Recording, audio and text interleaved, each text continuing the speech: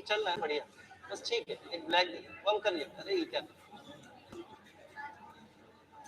एक स्पाइरल वाला रजिस्टर दे, ठीक, एक स्पाइरल वाला रजिस्टर।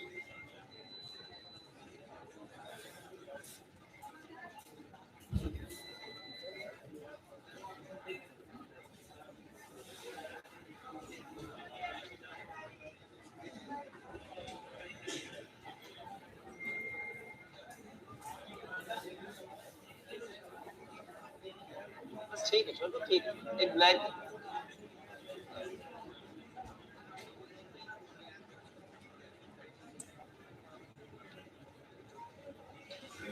बस, एक वो स्पाइरल रजिस्टर।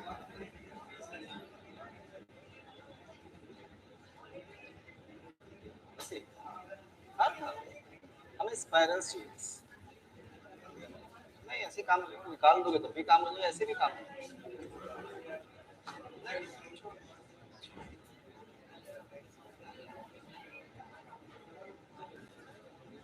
चल भाई, हम लोग पढ़ने जा रहे थे classification of elements.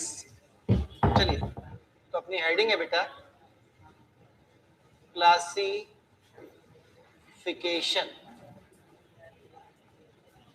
Of elements.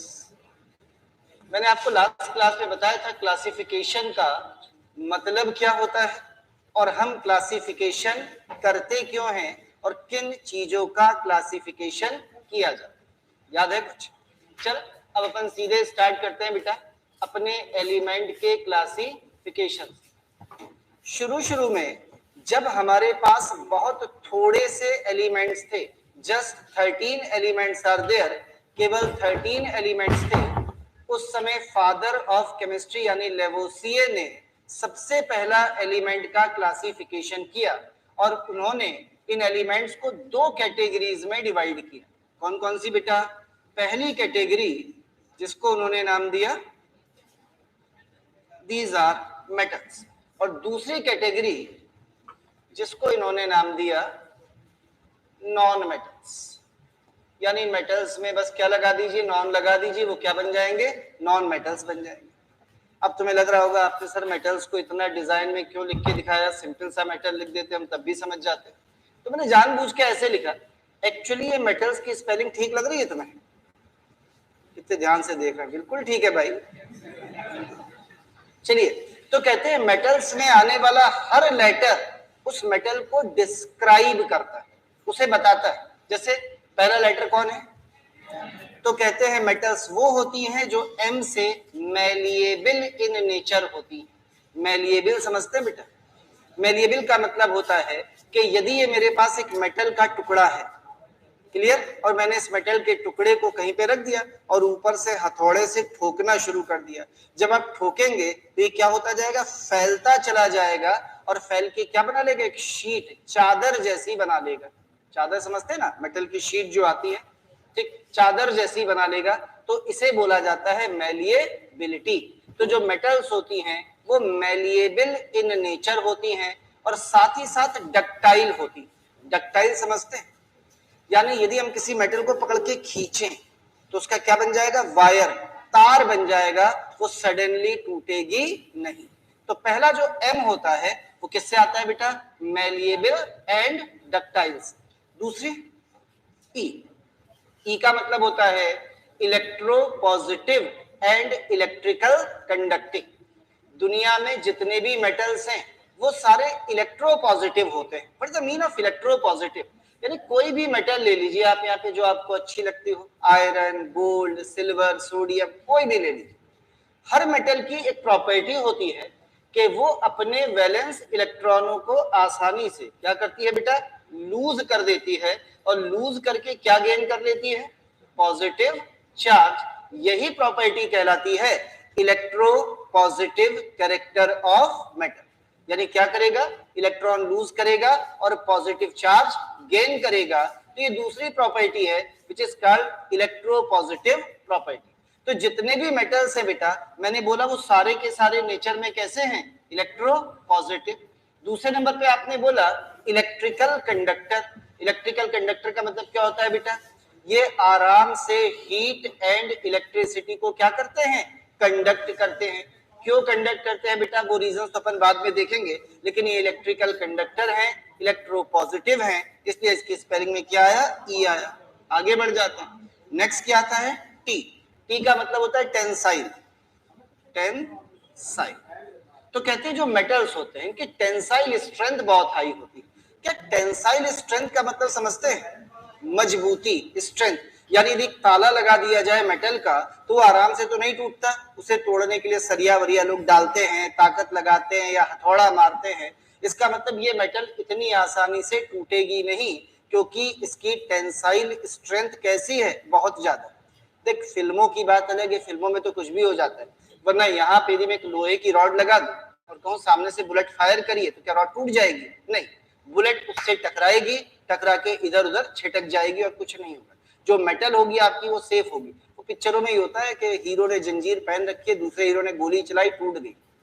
वो रियलिटी में नहीं होता है, रियल लाइफ में ऐसा कुछ नहीं होता बेटा, ऐसे नहीं टूटेगी, क्योंकि मेटल की टेंसाइल स्ट्रेंथ कैसी है? बहुत ज्यादा। तो जो मेटल्स होती है वो कैसी होती हैं? टेंसाइल होती हैं, या इनकी टेंसाइल स्ट्रेंथ कैसी होती है बेटा? हाई होती है। चलो मैं बात कर लूं मेटल से। Hello, good afternoon. चल भाई, गुड आफ्टरनून।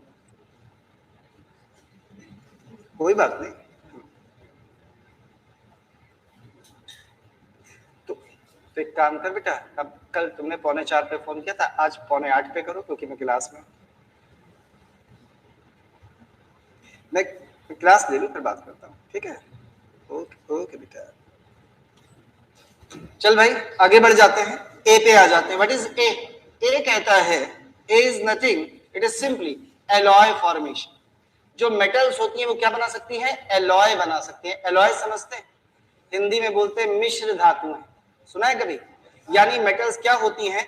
दूसरी मेटल के साथ किसी भी प्रपोर्शन में आसानी से मिक्स हो जाती हैं, और ये जो मिक्स्ड मेटल्स बनते हैं जिन्हें मिश्र धातुएं कहते हैं, दे आर कॉल्ड एलॉयज। वो क्या होते हैं? एलॉय।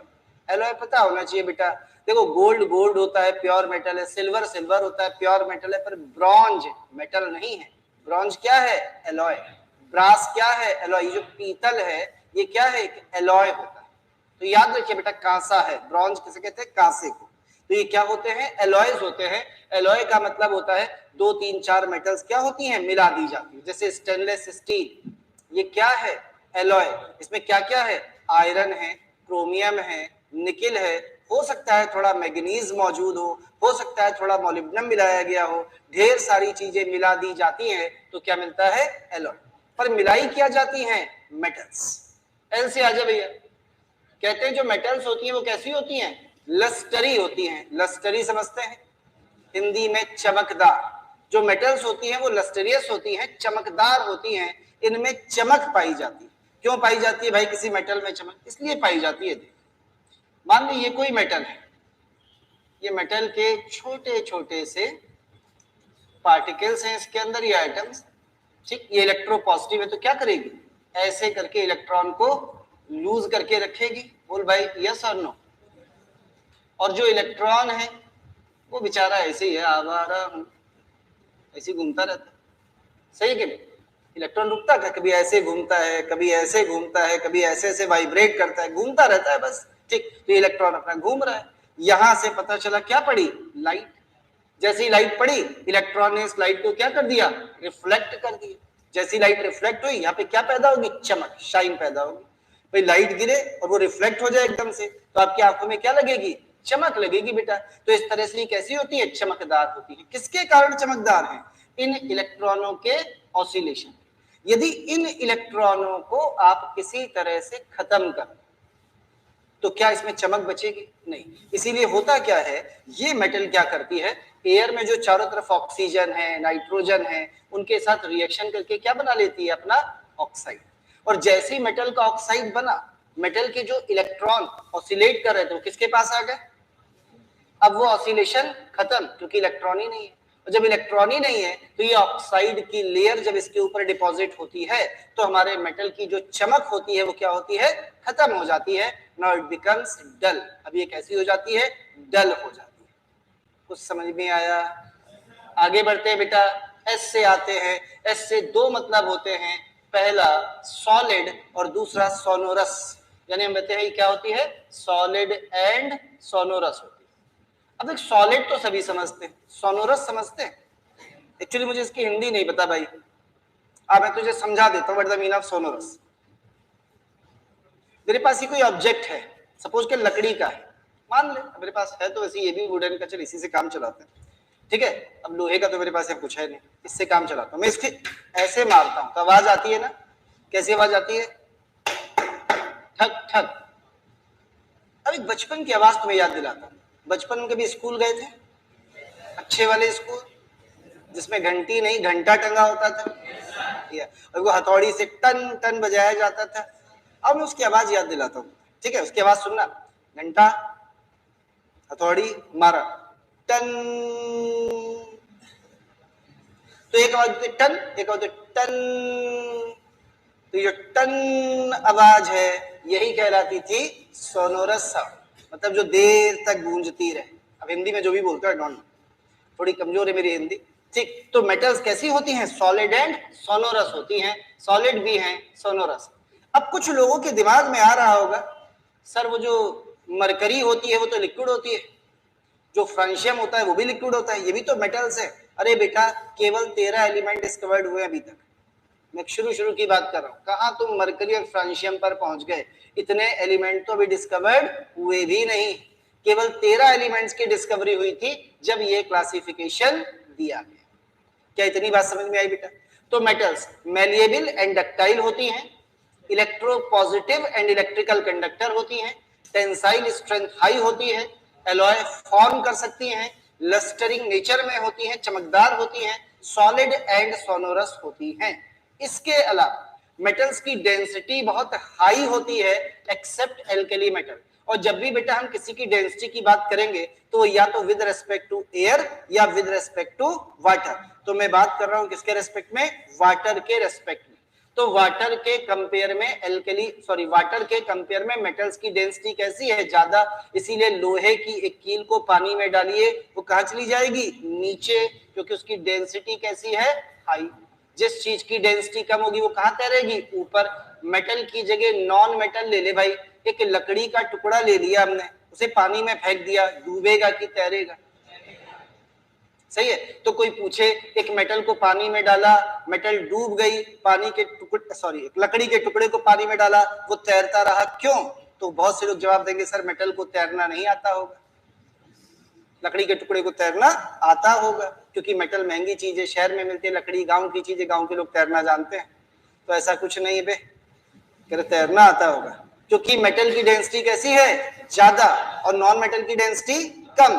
तो जिनकी डेंसिटी कम वो वाटर के ऊपर फ्लोट करेंगे, जैसे आइस, उसकी डेंसिटी कम होती है, इसीलिए आइस वाटर के ऊपर तैरती है। क्या मेरी बात समझ में आई है बेटा? तो जो डेंसिटी ऑफ मेटल्स हैं वो वाटर के रेस्पेक्ट में कैसी है? ज्यादा। लेकिन कुछ ऐसी मेटल्स भी हैं जिनकी डेंसिटी वाटर से कम है, और वो है alkali metals.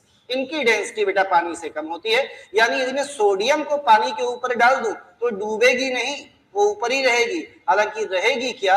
It reacts with water vigorously immediately. ये तुरंत पानी के साथ क्या कर जाती है? रिएक्शन कर जाती है, रिएक्ट कर जाती है तेजी से, ठीक है। लेकिन हाँ, वो डूबती नहीं, नीचे कभी नहीं जाती, क्योंकि उसकी डेंसिटी वाटर के कंपेयर में कैसी है? क्या बात समझ में आई?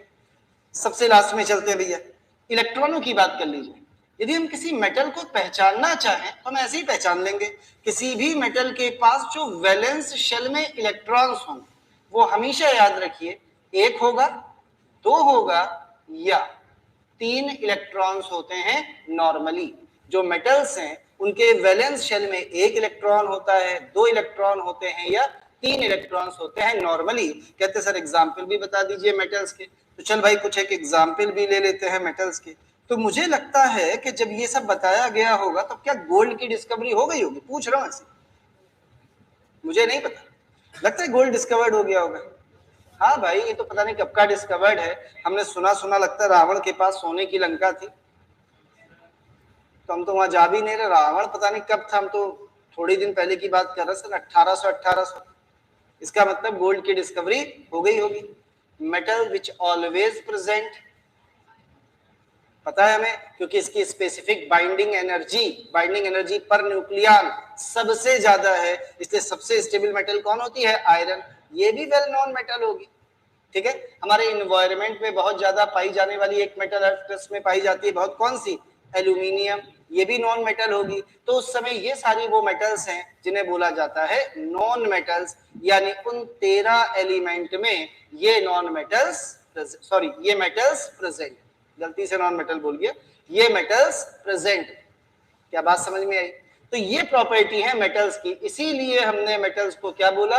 मेटल्स बोला, क्योंकि ये कैसी हैं बेटा? ये मैलिएबल है, ये इलेक्ट्रोपॉजिटिव है, ये टेंसाइल है, ये एलॉय फॉर्म करती है, लस्टरी है, सॉलिड एंड सोनोरस है, और इनके पास वैलेंस इलेक्ट्रॉन 1, 2 या 3 होते हैं। एग्जाम्पल आपके सामने है। और density of metal normally water की डेंसिटी से ज्यादा होती है एल्कली मेटल्स को छोड़। ये सब बातें आपको याद रखनी। पेज नंबर 74 एनसीईआरटी क्लास 11 की पहला पार्ट, ठीक। उन्होंने क्लासिफिकेशन दिया, उन्होंने बिल्कुल मेटल और नॉन मेटल में समझाया नहीं, उन्होंने सीधे स्टार्ट किया है कहां से? डोबेराइनर के ट्राइडेला से। पर हम थोड़ा पीछे से पढ़ रहे हैं, बस आगे बढ़ते हैं, बात करते हैं किसकी? Non metals. कुछ मत करिए, बस इन सब में नॉन लगा दीजिए। मेटल्स मैलिएबल होती हैं क्या? जी sir. Non metal non malleable, non ductile. ना तो ये मैलिएबल होंगी ना डक्टाइल होंगी। क्या नॉन मेटल इलेक्ट्रिसिटी को कंडक्ट कर सकती हैं? नहीं, ये non conductor of heat and electricity होती है, एक आध एक्सेप्शन को छोड़कर। और वो एक्सेप्शन सबसे कॉमन होता है ग्रेफाइट। जानते हैं ग्रेफाइट? चलिए, ग्रेफाइट देखा होगा बेटा, आपके घरों में वो आते हैं ना ऑल आउट, जो मॉस्किटो रिपेलेंट होते हैं, देखा है? उसके ऊपर एक रॉड निकली होती है कलरफुल, वो ग्रेफाइट की रॉड होती है। सर इसका मतलब जो हमारे पास पेंसिल होती है उसका जो लेड होता है वो ग्रेफाइट का होता है, इसका मतलब वो इलेक्ट्रिसिटी को कंडक्ट करता होगा। यानी यदि हम उस वाले लेड को किसी सॉकेट पे डालें और पीछे से टच करें तो क्या करंट लगेगा? जी हाँ। कभी मजे लेने हैं तो मैं आपको बताता हूं, अपनी पेंसिल को दोनों साइड से छील दीजिए। छील दिया पेंसिल को, एक को सॉकेट पे डालिए और दूसरी साइड से केवल किसे टच करिए? उसकी नॉक को, केवल बस, और देखिए आपको करंट लगता है या नहीं? नहीं, बिल्कुल लगता है बेटा। लेकिन हाँ, पूरी पेंसिल बनी रहेगी, टच करेंगे तो वाइब्रेशन तो आएंगे पर करंट नहीं आएगा, क्योंकि चारों तरफ क्या है? इतनी नॉन मेटल है कि वो उस पूरी की पूरी करंट को प्रॉपर वे में आपकी उंगली तक पहुंचने से रोक, इसलिए आपको महसूस नहीं होती। पर आप दोनों साइड से छील के करके देखिए, मजा आएगा। हल्का सा करंट खाना, ज्यादा मत खाना। चला जा। तो एक्सेप्शन दुनिया में हर चीज के होते हैं, और केमिस्ट्री का तो मतलब ही होता है एक्सेप्शन से भरी हुई। केमिस्ट्री का मतलब ही बेटा एक्सेप्शन, जहां तुम्हें कुछ समझ में ना आए, जहां मैं कुछ समझा ना पाऊं, एक्सेप्शन। देखा होगा उस पर ट्यूब में, यूट्यूब में पढ़ा केमिस्ट्री, खासतौर से इनऑर्गेनिक केमिस्ट्री समझे नहीं आती, टीचर से पूछते सर आपने बताया बेटा वो एक्सेप्शन नहीं, पर सर ये एक्सेप्शन तो अपनी एक्सेप्शन के अंदर एक्सेप्शन।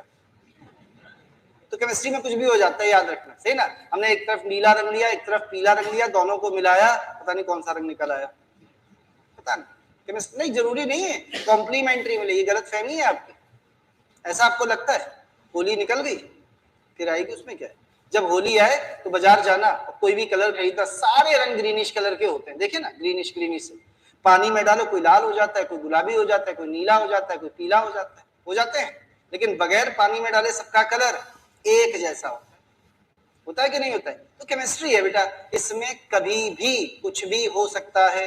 मैंने पहली क्लास में तुम्हें बताया था, तुम रोते रोते हंस सकते हो, हंसते हंसते रो सकते हो, क्योंकि सारा लोचा ब्रेन का है। अरे भाई, मैंने पहले भी बताया था, ब्रेन का लोचा है। वो हम लोग को टोपी पहनाने के लिए फिजिक्स वाले नहीं पढ़ाते, व्हाइट लाइट आती है, कितने कलर होते हैं उसमें? 7 कि 8? उसमें कोई कलर वलर नहीं होता, वो हमें सिखाया था। अरे कलर तो ब्रेन डिसाइड करता है ना हमारा। हाँ, ये अलग बात है कि हमारा ब्रेन केवल 7 ही कलर्स डिसाइड कर पाता है, जिन्हें विजुलाइज कर पाता है। ये बात बिल्कुल ठीक है आपकी। ये तो एक मैकेनिज्म है कि हमारी आंखों पे लाइट गिरती है बेटा, फिर हमारी आंखों में जो ट्यूब्स होती है उसमें जब वो लाइट गिरती है तो क्या पैदा होते हैं? इलेक्ट्रिक एंड मैग्नेटिक फील्ड्स बनते हैं, थोड़ी देर के, बहुत जरा सी देर के, और वो करंट कहाँ पास हो जाती है? ब्रेन।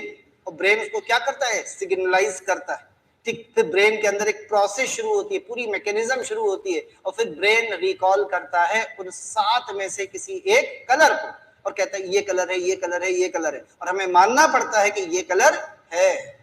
तो वो जो कलर हमें दिखते हैं एक्चुअली वो सारा खेल किसका है? ब्रेन का। अच्छा एक चीज और सुनी होगी, ऐसे बोल दो, वो जो लाल कपड़ा देख के दौड़ाता है, समझ गए ना? हाँ, सांड बैल जो भी कहते हैं, ऑक्स, सही है ना? देखा है, पढ़ा है, सुना है कभी? उसको बेचारे को कलर ब्लाइंडनेस होती है, ठीक है ना, क्योंकि उसके पास ब्रेन है ही कहाँ। लोग कहते हैं बैल बुद्धि हो क्या बे, कहते हैं ना लोग, बैल जैसा दिमाग है। बेटा मीना बैल जैसा दिमाग, यानी आपके पास दिमाग की क्या है? तो वैसे भी होगी ना।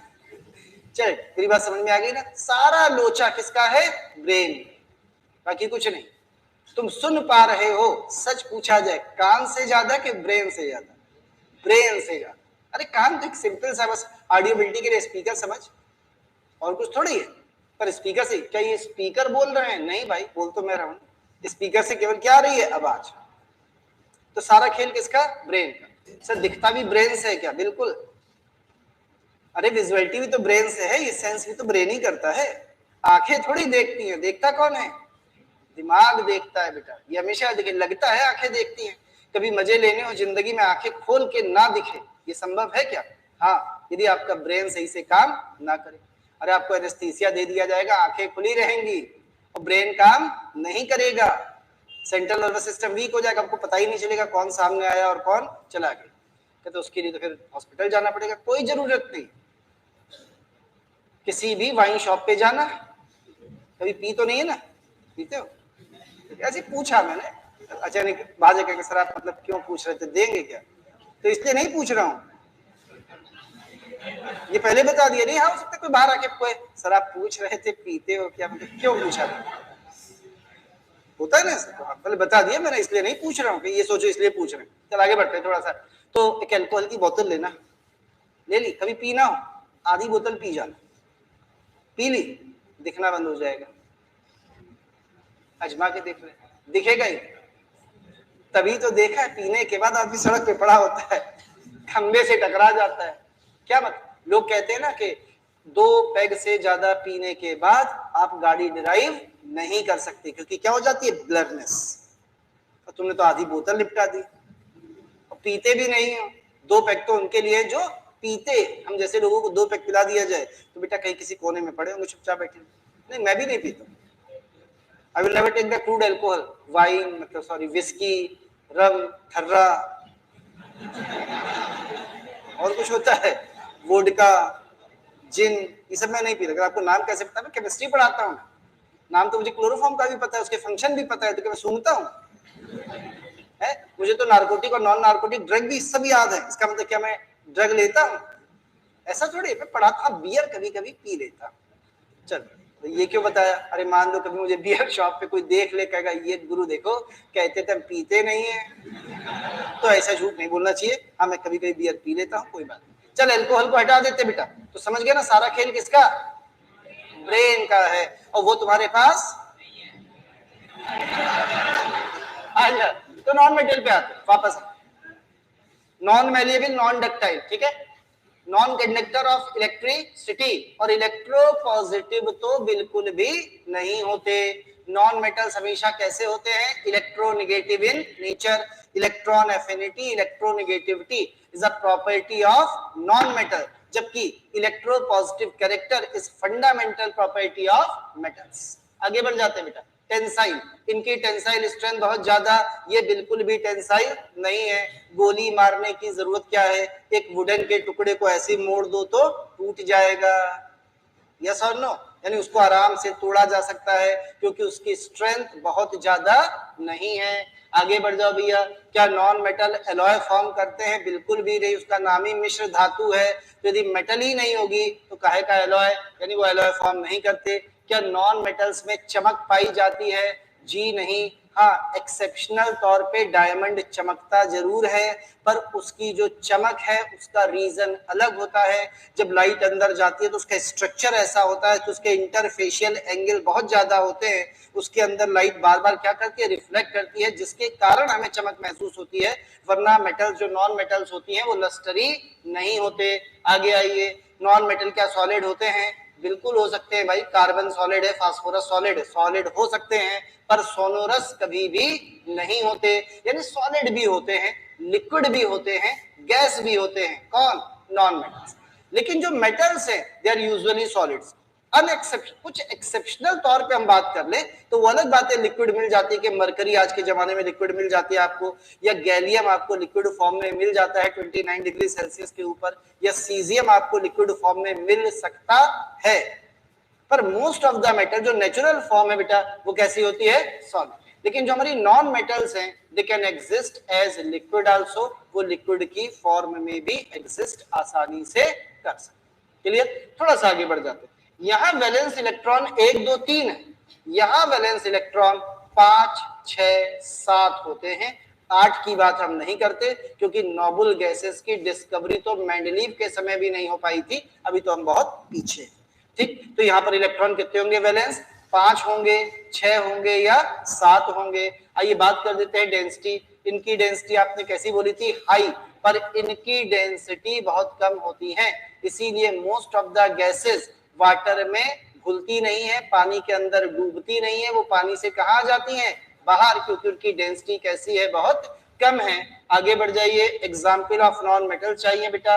ऑक्सीजन एक नॉन मेटल है, नाइट्रोजन एक नॉन मेटल है, हाइड्रोजन एक नॉन मेटल है। तो ये एलिमेंट्स कैसे एलिमेंट्स कहलाते हैं? नॉन मेटेलिक एलिमेंट्स कहलाते हैं। पर ये क्लासिफिकेशन बहुत तेजी से रिफ्यूज हुआ, बहुत जल्दी इसे छोड़ दिया गया, क्योंकि हमारे पास समस्या आनी शुरू हुई कि बहुत सी ऐसी मेटल्स मिलनी शुरू हो गई जो इन सभी प्रॉपर्टीज को फॉलो नहीं करती थी, और बहुत सी ऐसी नॉन मेटल्स मिलने लगी जो मेटल की प्रॉपर्टी को शो करने लगी थी। और कुछ ऐसे एलिमेंट मिले जिनमें मेटल और नॉन मेटल दोनों की प्रॉपर्टीज कॉमन थी, जिन्हें उस समय नाम दिया गया सेमी मेटल्स, या आज आप उन्हें कहते हैं मेटेलॉइड्स। नाम सुना है? जैसे सिलिकॉन होता है, जर्मेनियम होता है, ये सब क्या है? मेटेलॉइड्स होते हैं। तो जब मेटेलॉइड्स की डिस्कवरी हो गई तो इस वाले क्लासिफिकेशन को रिफ्यूज कर दिया गया। जब ये क्लासिफिकेशन बेटा रिफ्यूज कर दिया गया तो लोग आते जाते हैं, अपने अपने क्लासिफिकेशन देना चाहते हैं। जा क्यों नहीं रहा भाई? प्लस करते हैं। अरे वाह, जी को नहीं पता, चलो धन्यवाद। आगे बढ़ते हैं बेटा। जब एक क्लासिफिकेशन फेल होता है तो लोग लाइन में लग जाते हैं, क्या हो भैया हम भी कोशिश करेंगे क्लासिफिकेशन की, हम भी कोशिश करेंगे। ऐसे ही होता है। जैसे मैं यहाँ पे पढ़ाता हूँ, ठीक है, डीजी में, मान लो मुझे कुछ हो जाए तो ऐसी सिचुएशन में क्या होगा? खूब सारे टीचर खड़े हो जाएंगे, सर हम पढ़ा दें क्या, उनकी जगह तो निकल लिए। अरे पीपल सेज दैट, लोग यही कहेंगे, तो लाइन सी लग जाती है, सबको टेस्ट किया जाता है, पसंद करेंगे किसे रखा जाए और किसे ना रखा जाए। तो ऐसे साइंटिस्ट आते गए, अपने अपने क्लासिफिकेशन देते गए। ऐसे में एक साइंटिस्ट है जेसी प्राउट, क्या नाम था? प्राउट। लिखना नहीं है, सुनिए कि प्राउट। और प्राउट ने क्या दी? हाइपोथेसिस। अच्छा, हाइपोथेसिस समझते हैं? इसे हिंदी में कहते हैं परिकल्पना, यानी जो चीज कल्पना के भी परे, इमेजिनेशन जिन्हें कहते हैं, ये वो है बेटा प्राउट हाइपोथेसिस। ये कुछ अलग ही थे। एक हाइपोथेसिस समझना, एक पुराना सा एग्जांपल देता हूं। एक साइंटिस्ट थे क्लूड, उन्होंने लाइट की थ्योरी दी, एक हाइपोथेटिकल थ्योरी, हाइपोथेसिस, गजब की थ्योरी। उन्होंने कहा लाइट कुछ होती नहीं, ये हमारी आंखों से निकलती है, ऑब्जेक्ट पर गिरती है, ऑब्जेक्ट दिख जाता है। लोगों ने कहा अच्छा कैसे? कहता आंख बंद कर। उसने बंद की, कहता दिख रहा है कुछ? कहता नहीं। कहता क्यों नहीं दिख रहा है? क्योंकि आंख बंद है, लाइट निकल ही नहीं पा रही, बात शटर गिरा हुआ है। उसने कहा आंख खोल, या आईलिड्स है, खोल दी, खोल दी, पलके जैसी खुली, सुनना, जैसी पलके खुली, लाइट निकली, ऑब्जेक्ट पर गिरी, ऑब्जेक्ट दिख गया। लोगों ने आंख बंद की, अंधेरा खोला, देखा, सही कह रहे। लोगों को लगा, पुराने जमाने की बात है, टोपा टाइप लोग होते थे, उन्हें लगा सही कह रहे, खुश हो गए, चले गए थ्योरी सुन के। रात का समय था, अमावस की रात थी, काली काली, दूर दूर तक लाइट का नामो निशान नहीं, ना चांद ना तारे ना लालटेन, सही ना। तो अपना जो चंदू था वो चला जा रहा था खेत में, एक गड्ढा आया, दिखा कुछ था नहीं, चंदू जी गड्ढे में, जैसे गड्ढे में गिरे, उन्हें आंखें बड़ी बड़ी करके देखा, उन्हें कुछ दिखा नहीं। अरे बाप रे बाप, आंखों की लाइट खराब, आंख से लाइट निकल ही नहीं रही। दौड़े दौड़े इक्लूड के पास गए, दरवाजा खटखटाया, रात के 2 बजे, इक्लूड निकल के नींद में, कहता हाँ बोल। कौन है भैया? कहते मेरी आंखों की रोशनी खराब हो गई, कुछ निकल ही नहीं रहा, कुछ दिख ही नहीं रहा, आप भी नहीं दिख रहे। एक रूप ने सोचा दिख तो ये भी मुझे नहीं रहा, क्या बोलूं? तो लालटेन जला के लेके, लाइट आंखों से निकलती तो लालटेन क्यों लाए? तो इसका मतलब बात समझ में आ गई ना, यानी लाइट आंखों से नहीं निकलती। तो इसका मतलब वो थ्योरी क्या कर दी गई? रिफ्यूज। ये क्या थी? हाइपोथेसिस, एक कल्पना थी। रात को मैंने सपना देखा कि मैं एंजेलिना जॉली के साथ तीसरी शादी कर रहा हूँ। इतने खुश हो सर, तीसरी किसकी, आपकी कि एंजेलिना की? चल छोड़, आगे बढ़ते हैं। ठीक है, मैंने आपसे कहा तो आपको मानना पड़ेगा। क्यों मानना पड़ेगा? सपना किसने देखा? मैंने। तो हाइपोथेसिस किसकी? मेरी। आप तो यही कह सकते सपना है भैया, आई होगी, अपने को क्या लेना देखना, ये जाने एंजेलिना जाने, इनका पर्सनल मैटर है। तो ये क्या है? हाइपोथेसिस, कल्पना है। तुम भी करो अपना, क्या आज सोचना कैटरीना आएगी सपने में, अपन शादी करेंगे। ऐसे प्राउट ने एक हाइपोथेसिस दी और उनकी हाइपोथेसिस भी गजब थी। उन्होंने कहा दुनिया के जितने भी एलिमेंट्स होते हैं वो सारे के सारे हाइड्रोजन के एटम्स से मिलकर बने। इसका मतलब दुनिया में जितने भी हैं सब किससे बने होंगे? हाइड्रोजन। हाइड्रोजन क्या है? 1H1। या हाइड्रोजन क्या है? 1H2। या हाइड्रोजन क्या है? 1H3। इन्हीं से मिलकर दुनिया के सारे एलिमेंट्स बनते हैं। तो उन्होंने कहा इसका मतलब सर लिथियम भी इसी से मिलकर बना होगा। कहते बिल्कुल बना है। कहते बना के दिखाइए। तो उनको लिथियम बनाना था 3Li7। ध्यान से सुना मेरी बात को। तो उन्होंने क्या किया? 2 बार इसे ले लिया और 1 बार इसे ले लिया। जरा 2 बार इसे लेके देख कितना हो जाएगा ऊपर? 4 और ये 2 बार लिया, 1 बार इसे ले, 2 और 1 3, 4 और 3 7 बन गया। मुबारक, लोगों ने उनकी बात को मान भी लिया।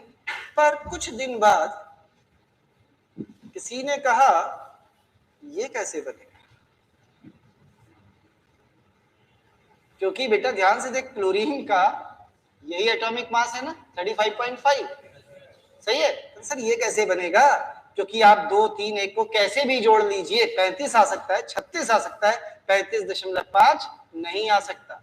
इसका मतलब ये हाइड्रोजन से मिलकर नहीं बना और इसी बात पर इनकी हाइपोथेसिस को रिफ्यूज कर दिया गया। हालांकि एक और कारण था इनकी हाइपोथेसिस को रिफ्यूज करने का। आइए उस कारण पे भी जरा चलते हैं कि दूसरा रीजन क्या। देख मैं जल्दी जल्दी इसलिए बता रहा हूँ बेटा, ये सब काम के नहीं है हमारे, बता केवल इसलिए रहा हूँ कि आप कई बार बुक्स पढ़ते हैं, ठीक है, तो वहां पे ये बने होते हैं, लिखे होते हैं, तो इसलिए बस मैं आपको बता रहा हूँ। इनसे क्वेश्चन भी कभी नहीं पूछे जाए। आपके क्वेश्चन शुरू होंगे डोबेराइनर ट्राइड लॉस, ठीक है? तब तक आप कहानी की तरह बस सुनिए। अच्छा तुम लोग की दूसरी क्लास है कि पहली है? तो दूसरी क्लास होगी। तुम लोग थक जाते होगे ना, भूख भूख लगती होगी। चलो कुछ नाश्ता मंगाते हैं, आओ देखते हैं, कुछ खाने पीने का सामान इकट्ठा करते हैं। लेट अस सी। व्हाइट पीला हो गया, चल पीला ही। रसगुल्ला, व्हाइट बनाना था पीला बन गया, कोई बात नहीं। क्या है ये? Rasgulla. A piece of sweet, मिठाई का एक टुकड़ा। मोतीचूर का, क्या बात है देख। कॉफी, चाय, मिल्क, वटेवर था कुछ भी, इतना बहुत है। कुछ और जलेबी, रसमलाई,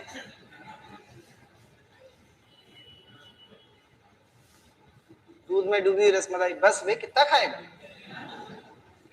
क्या ये सब अलग अलग चीजें हैं? यस और नो? Yes sir. लेकिन इन सब में एक चीज कॉमन है, क्या? स्वीटनेस। ये सब मीठे हैं, यस और नो? ये मीठे क्यों? क्योंकि इन सब में शुगर है बेटा। एक कॉमन चीज पड़ी है ना, शुगर। तो शुगर की प्रेजेंस इन सबको मीठा बनाती है।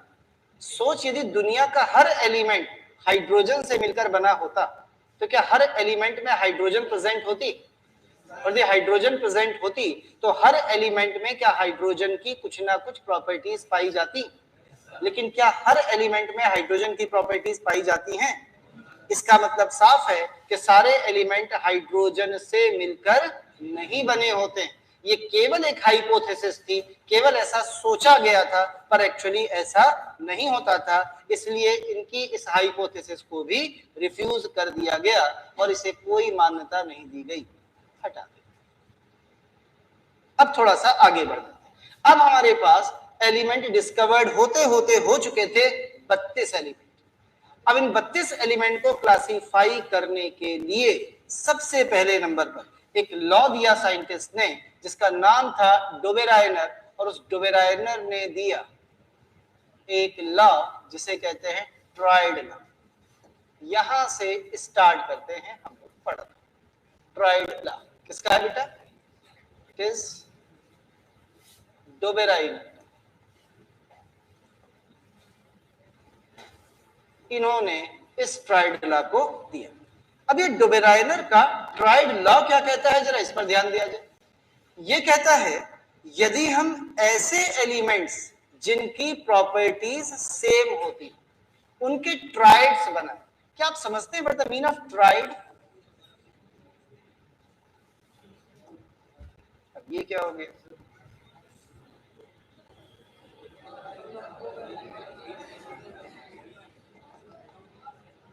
कहां क्रॉस?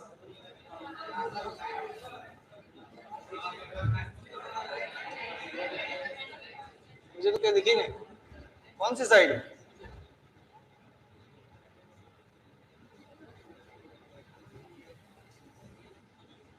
अब नहीं होगा, बस ठीक।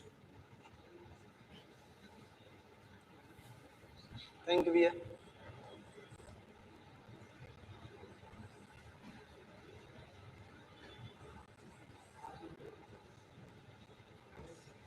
चल भाई आगे बढ़ जाते हैं। तो ट्राइड का मतलब बता रहा था, ट्राइड का मतलब होता है बेटा ग्रुप ऑफ 3,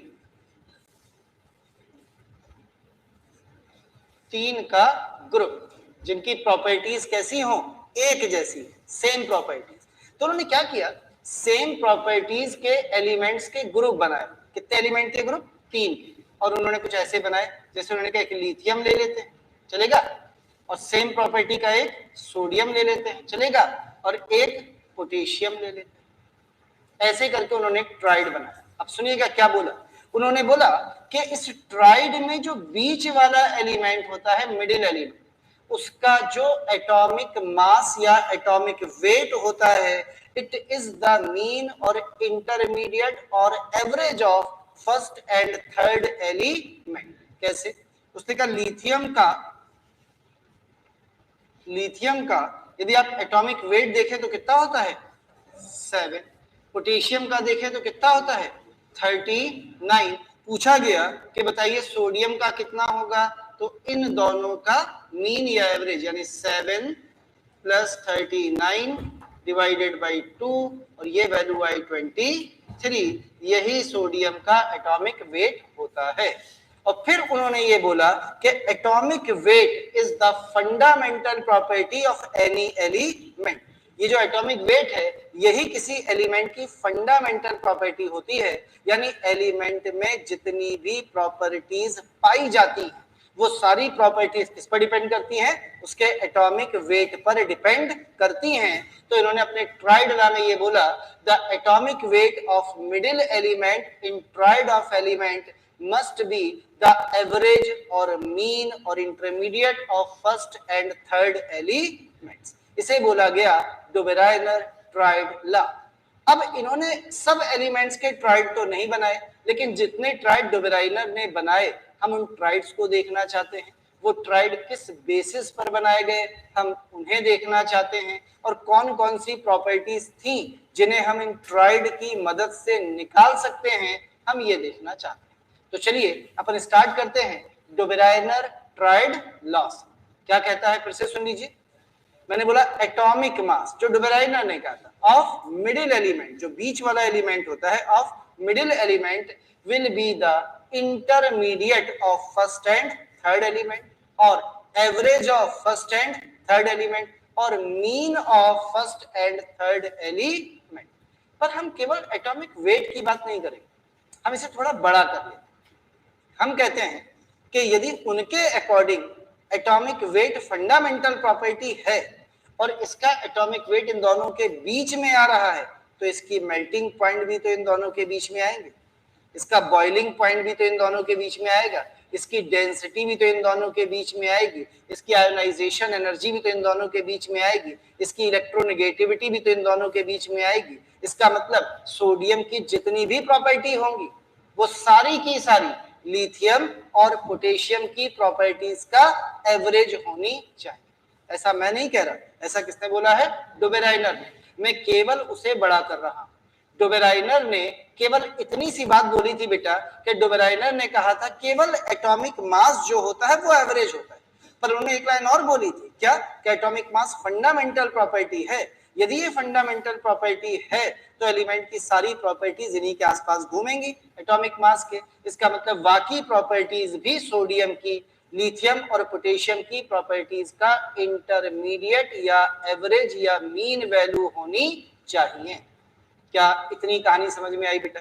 अब इसको हम चेक करते हैं कि उन्होंने जो कहा वो सही कहा या गलत, पर मैं चाहूंगा एक स्टेटमेंट पहले इसके लिए लिख। तो स्टेटमेंट क्या है बेटा? चलिए स्टेटमेंट लिख देते हैं। स्टेटमेंट क्या कहता है सुनिए, प्रॉपर्टीज ऑफ, उनके एटॉमिक मास ही लिखो, एटॉमिक मास ऑफ कौन सा एलिमेंट? मिडिल एलिमेंट, ये लिख देते हैं, of middle element will be the mean of first and third element। लीजिए, ये था डुबेराइनर का लाफ ट्राइड। एग्जाम्पल आपके सामने बना है, बस मैं आपको ढेर सारे ट्राइड्स दिखाना चाहता हूं।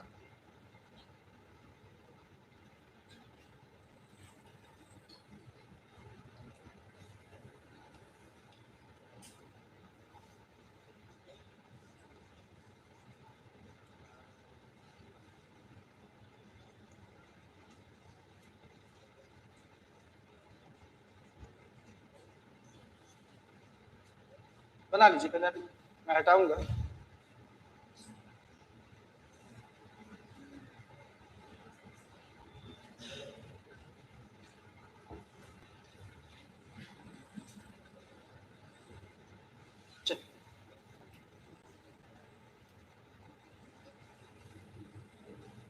आइए बेटा, मैं आपको ट्राइड से मिला रहा था। तीन आपको नजर आ रहे होंगे, lithium, sodium, potassium, calcium, strontium, barium, chlorine, bromine and iodine.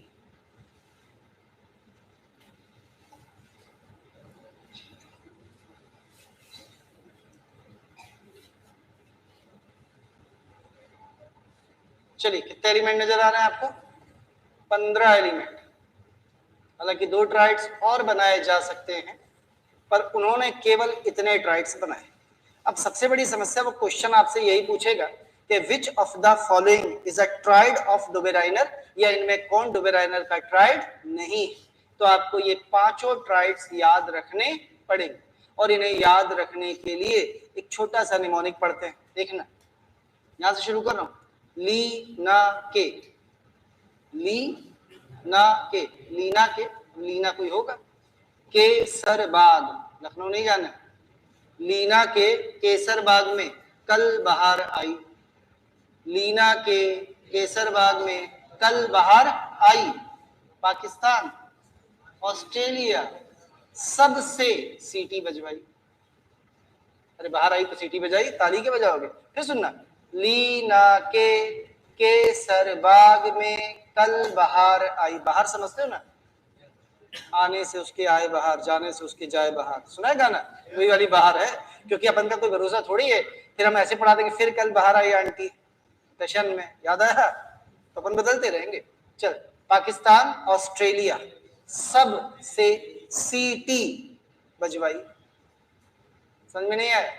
कितना आसान। फिर सुनना, लीना के केसर बाग में कल बहार आई, पाकिस्तान, ऑस्ट्रेलिया, सब से सीटी। अब कुछ तो बोलना है ना आगे, तो बजवाई, काम खत्म। ये वो ट्राइड्स हैं जो किसने बनाए थे? डुबेराइनर ने बनाए थे बेटा।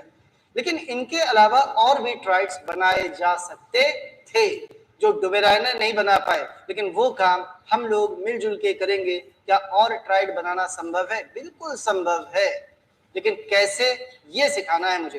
तो आइए ये मैं आपको सिखाता हूँ। सबसे पहले ट्राइड बनाने के लिए ना कुछ कंडीशंस होती थी, वो कंडीशन सुनिएगा ध्यान से।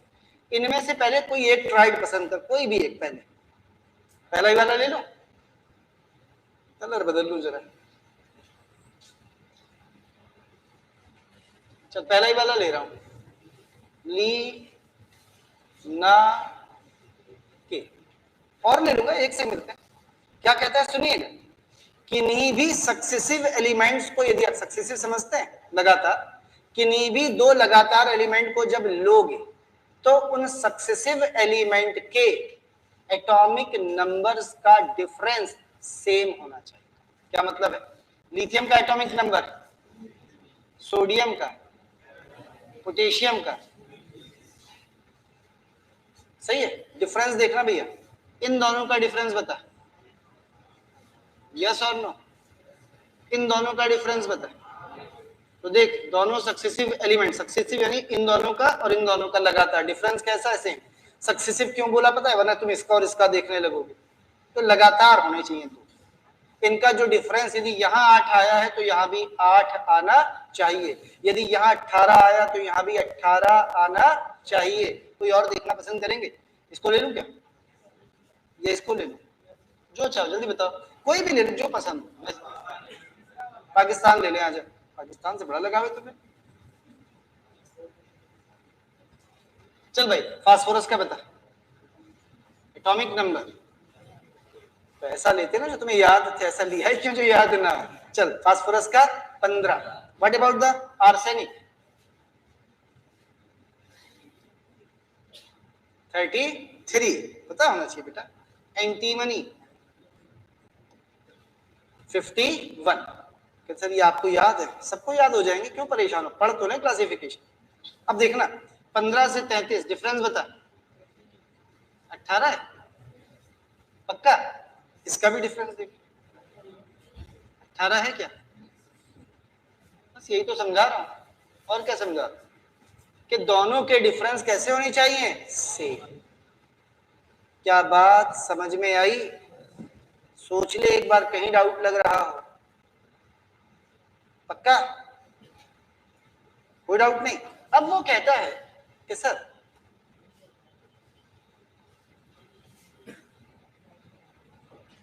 भिख मंगे का सर बड़ा, ऐसे पढ़ा था ना, ये भिख मंगे का देखें क्या बनाएगा अभी आगे। बेरिलियम का बता, मैग्नीशियम का और कैल्शियम का, सही है क्या? तो डिफरेंस बता इन दोनों का, इन दोनों का, यानी इसका भी ट्राइड बनाया जा सकता था, यस और नो? डुवेराइनर ने नहीं बनाया, पर हम बना सकते। अब जब हमने बना लिया तो कैन वी चेक इट? और क्यों नहीं बना पाए थे डुवेराइनर, ये भी बताऊंगा मेंडलीव की टेबल में। क्या हम इसे चेक करें ये सही है या गलत? और चेक कर लेते। कहाँ चेक करें? चल थोड़ा ऊपर ही शिफ्ट कर, चल बेटा इसे चेक करना है, ठीक है? तो बता चेक कैसे करेगा? पहले किसे लिखेंगे, फिर किसे लिखेंगे, और फिर किसे लिखेंगे, सही है? इसको जगाओ, फोन वाले अंकल को, जग जाओ, जग गए? चल बता बेटा कैसे चेक करेंगे कि ट्राइड सही है गलत? दोनों का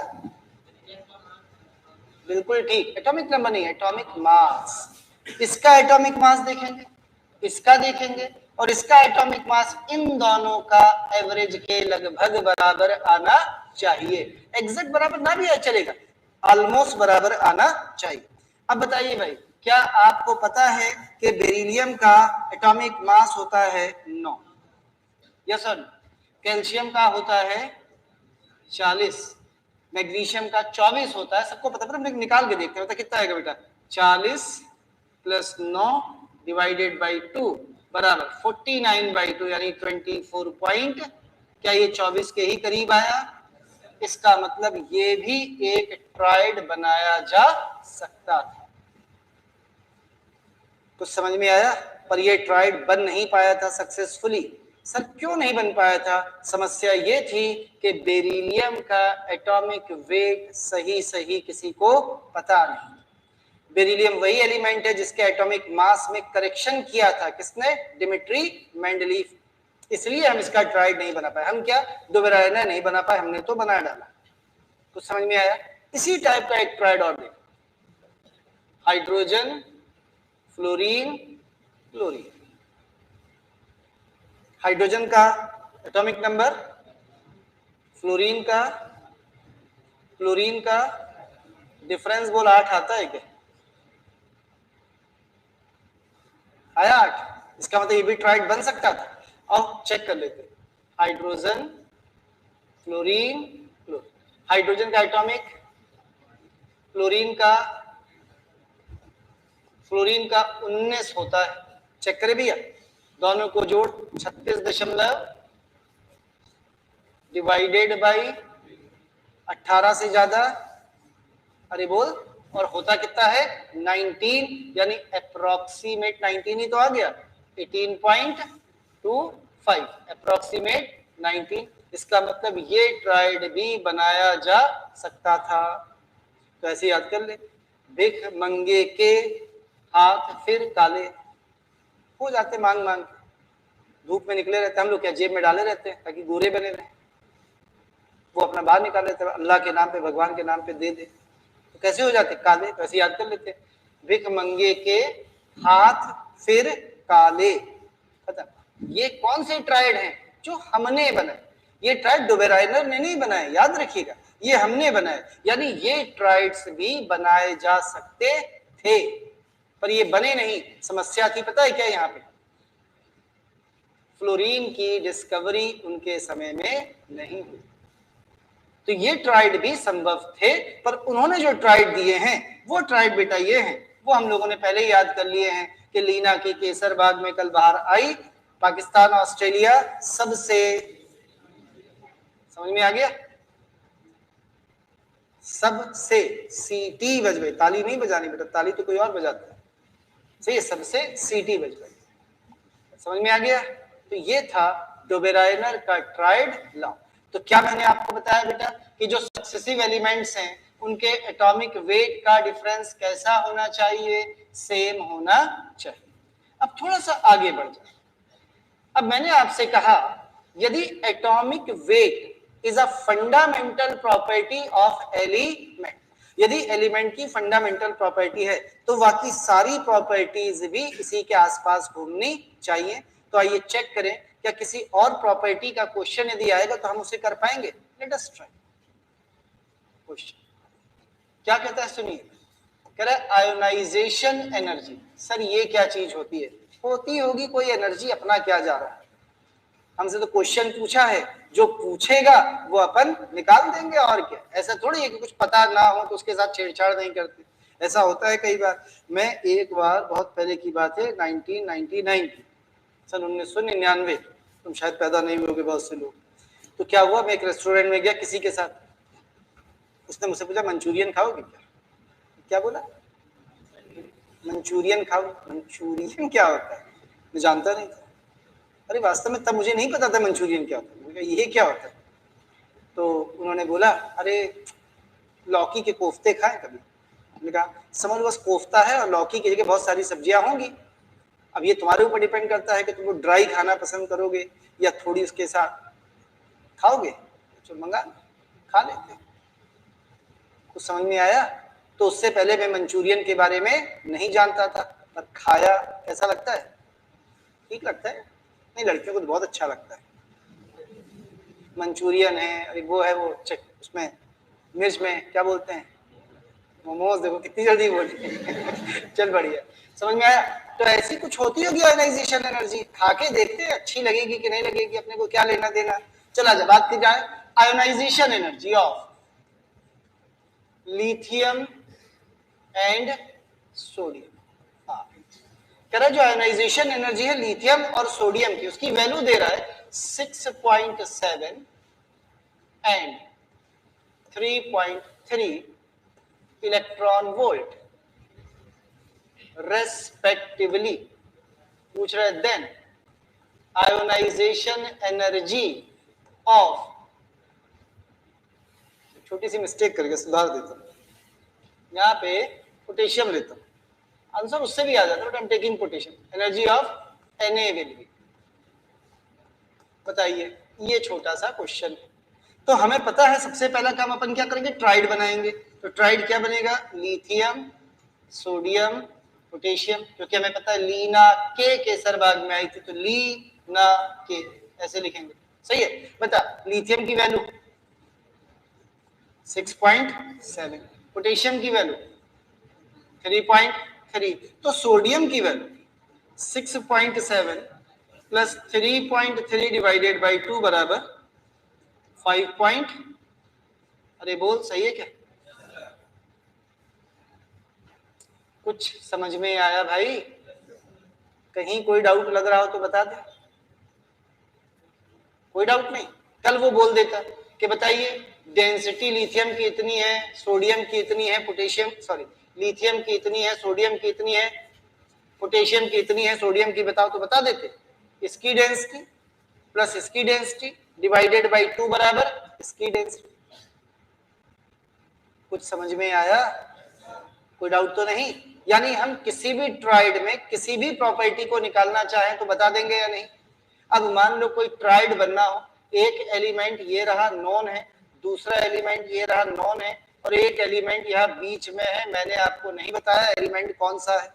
तो क्या आप इस वाले एलिमेंट की प्रॉपर्टीज को ट्राइड लॉ से बता सकते हैं या नहीं? केवल इतना बता दीजिए। बता सकते हैं? हाँ, यदि उसका ट्राइड पॉसिबल होगा तो। यही तो मेंडलीफ ने किया था। तुमने सुना हो कि मेंडलीफ ने बहुत से ऐसे एलिमेंट्स के बारे में बताया था जो उस समय तक डिस्कवर्ड नहीं हुए थे, और उन्होंने जो बताया था उनकी बहुत सारी प्रॉपर्टी वही पाई गई जो मेंडलीफ ने बताई थी। मेंडलीफ क्या, यदि मेंडलीफ की जगह तुम होते तो तुम भी बता देते कि जब इसकी प्रॉपर्टी पता है, इसकी प्रॉपर्टी पता है, तो इसकी प्रॉपर्टी इन दोनों के बीच की होगी। कौन सा बहुत बड़ा काम था भाई ये जो मेंडलीफ ने किया, वो आप भी कर सकते थे, पर आप मत करिएगा। अरे क्या करोगे, नोबेल प्राइज कहाँ रखोगे? ये सब चीजें नहीं की जाती बेटे, नोबेल प्राइज के लिए काम नहीं करने हैं आपको, ठीक है ना? छोटी सी जिंदगी मिली है, नोबेल प्राइज के चक्कर में बर्बाद कर दे उसे। खेलो कूदो, छोटी सी लाइफ है बेटा, कल क्या हो जाए क्या भरोसा। चलो, कुछ समझ में आया? कोई डाउट है क्वेश्चन में? यानी मिडिल एलिमेंट की कोई भी प्रॉपर्टी आपसे पूछेगा तो क्या आप प्रॉपर्टी बता लेंगे? पक्का? एक क्वेश्चन और किया जाए, चला जाए।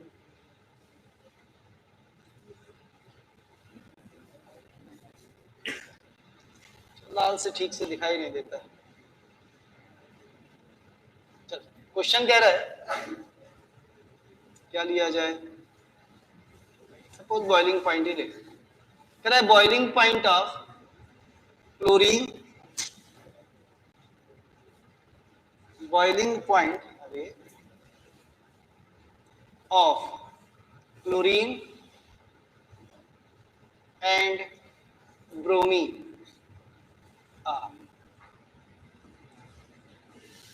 7 डिग्री सेल्सियस एंड 83 डिग्री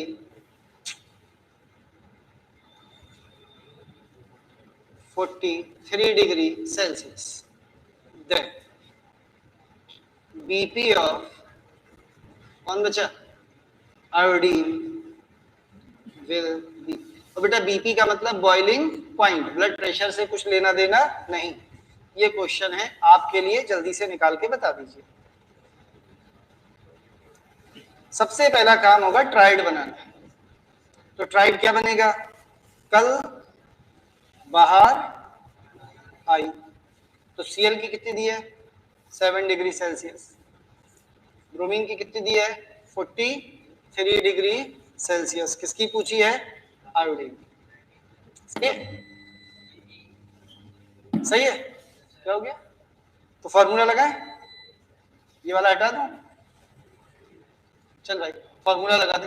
तो क्या फॉर्मूला लगाएगा बता? ब्रोमीन यानी 43 बराबर 7 प्लस बॉइलिंग पॉइंट किसका? आयोडीन का, डिवाइडेड बाई 2। समझते रहे ना? इसको इधर लिया भैया, कितना हो गया? 86 बराबर 7 प्लस बीपी। 7 को इधर लिया तो बीपी बराबर बता 70। आंसर।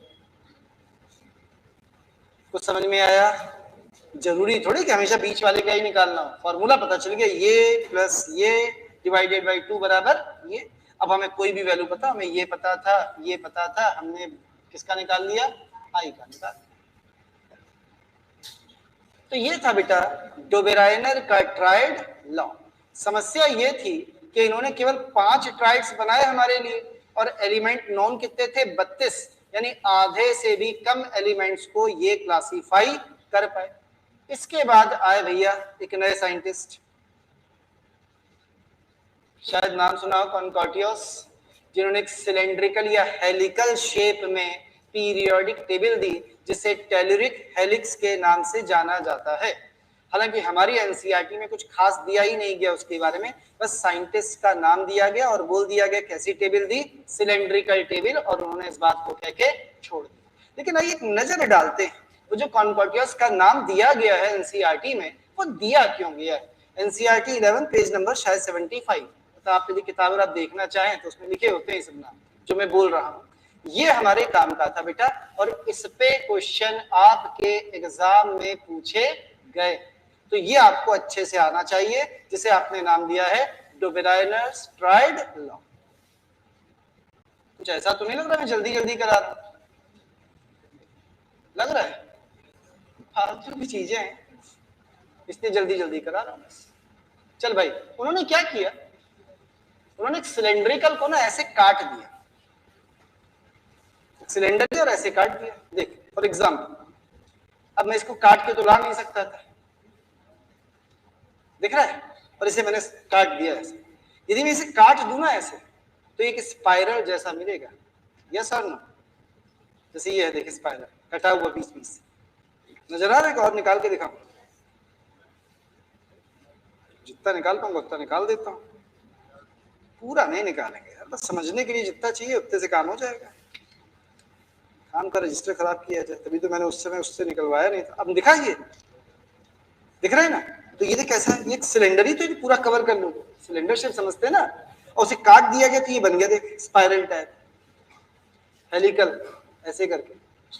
डीएनए का स्ट्रक्चर नहीं पढ़ाने जा रहा, हाँ यस सर तो बोल रहा, पर मैं वो स्ट्रक्चर नहीं पढ़ा, ठीक है। तो ये था ऐसे करके बनाया गया। अब इसमें क्या कहा उसने कि यदि कोई एलिमेंट यहाँ पे रखा गया है, सपोज करिए कोई भी एलिमेंट, बताता हूँ कौन सा है, तो उससे मिलती जुलती प्रॉपर्टी का ही एलिमेंट जस्ट इसके नीचे, इससे मिलती जुलती प्रॉपर्टी का एलिमेंट जस्ट इसके नीचे आएगा।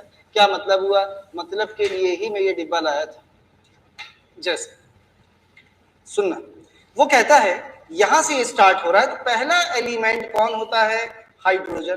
क्या ये हाइड्रोजन बेटा आपको नजर आ रहा है, तो यहाँ क्या रखा गया, हाइड्रोजन। हाइड्रोजन के बाद कौन आएगा, हीलियम। मूर्खों की सभा, मैंडलीफ के पास नहीं पहुंचे अभी। और याद रखिए मैंडलीफ के समय तक नोबल गैसेस की डिस्कवरी नहीं हुई है, यानी अभी हीलियम का कुछ अता पता नहीं है। अब बता, हीलियम गायब, हाइड्रोजन के बाद लिथियम, और लिथियम की डिस्कवरी हो चुकी है। कैसे, क्योंकि लीना के केसर बाग में ही तो बाहर आई थी। तो चल, तो कौन आएगा इसके बाद, यहाँ या लिथियम, समझ ना कैसे रखा जा रहा है, या लिथियम। लिथियम के बाद कौन, बेरिलियम। बेरिलियम के बाद बोरान। बोरान के बाद कार्बन। कार्बन के बाद नाइट्रोजन। नाइट्रोजन के बाद ऑक्सीजन। आजा भैया, ऑक्सीजन के बाद, और फ्लोरीन के बाद नोबल गैस नहीं आई, सही है ना। अब बता ये कौन, और ये इसके नीचे कौन, सही है ना।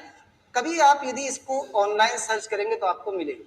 हाइड्रोजन पता है कायदे से तो फ्लोरीन के ऊपर होना चाहिए, पर होता ये ऑक्सीजन और फ्लोरीन के बीच। तो कई बार आप टेबल देखेंगे तो आपको ये हाइड्रोजन के नीचे नजर आएगा, पर एक्चुअली ये कहाँ है, यहाँ। इसीलिए याद करिए हाइड्रोजन को हेलोजन के साथ रखा जाता था। अरे हाँ ना बोल, क्योंकि ये भी गैस, ये भी गैस है, ये भी गैस। कुछ समझ में आया। अब इसी तरह से मैं बनाता चला जाऊं तो एलिमेंट बनते जाएंगे, यस और नो। पर सोच, जब तक इस तरह से पीरियड में ना, तो इसमें 7 या 8 एलिमेंट है तब तक तो सही, पर जैसे ट्रांजिशन मेटल आएंगे तो वो एक दूसरे के ऊपर नीचे सेट अब नहीं हो पाएंगे। इसीलिए थोड़ी सी तो बनी, पर उसके बाद इसे बनाया नहीं जा सकता, इसलिए इसको क्या कर दिया गया, रिफ्यूज। सबसे बड़ी दिक्कत थी, ये बताओ हम एलिमेंट का क्लासिफिकेशन अपनी आसानी के लिए कर रहे हैं कि मुश्किल के लिए? ये टेबल सामने रख दी गई, सामने ठीक से रखें, सामने रख दी गई, कौन दिख रहा है? अब यदि आपको नाइट्रोजन से मिलना है तो आपको घूम के इधर आना पड़ेगा, यस सर, यहाँ नाइट्रोजन है, तो आसान हुआ कि मुश्किल? It's a difficult task. ज्यादा आसान था सारे सामने रखे जाते, सारे सामने रखे जाते तो शायद आसान लगती, इसीलिए इस टेबल को बिल्कुल भी एक्सेप्ट नहीं किया गया। लेकिन हाँ, क्योंकि हमारी एनसीईआरटी में उन्होंने लाइन लिख दी है, तो क्या था वो सिलेंडर, वो मैंने आपको लाके दिखाया, ये वो सिलेंडर था, और इसी को आप हेलिकल टेबल कहते हैं क्योंकि इस तरह से एलिमेंट्स को सजाया गया था। कोई इंपॉर्टेंस है सर इसकी? कोई इंपॉर्टेंस नहीं है, लेकिन एनसीईआरटी में लिखा है तो वो आपसे एक क्वेश्चन फ्रेम कर सकता है कि हेलिकल पीरियोडिक टेबल या सिलेंड्रिकल पीरियोडिक टेबल किसने दी थी, तो आपको पता होना चाहिए क्योंकि उसने नाम लिखा है कॉन्कोर्टियस, तो उन्होंने इसको दिया था। बस इतनी केवल हमें जरूरत है और कोई जरूरत नहीं है। यानी जो हेलिकल शेप में दी थी, किसने दी थी? कोई बात नहीं, मैं इसी से लिखने जा रहा था।